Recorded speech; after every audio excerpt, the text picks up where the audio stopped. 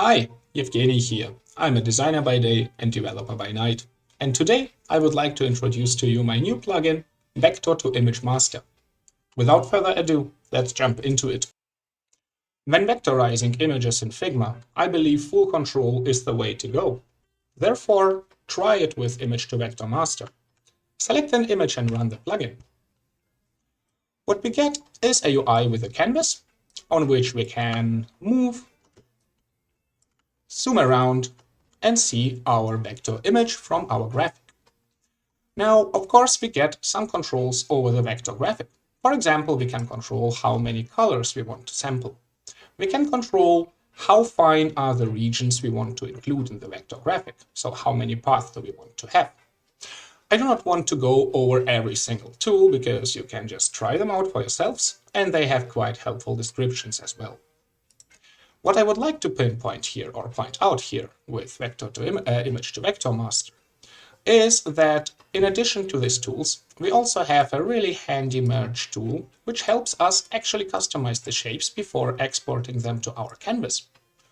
And with this tool, we can, of course, also use undo and redo actions with Command Shift Z, or depending on your operating system, it will be different. But yeah, just wanted to point out that we have this tool in addition to the various configurations. Furthermore, what we can do, in addition to our thresholds and stuff, we can also save our configurations for later reuse. And when we run the plugin, it will automatically pick up the latest configuration we have set up.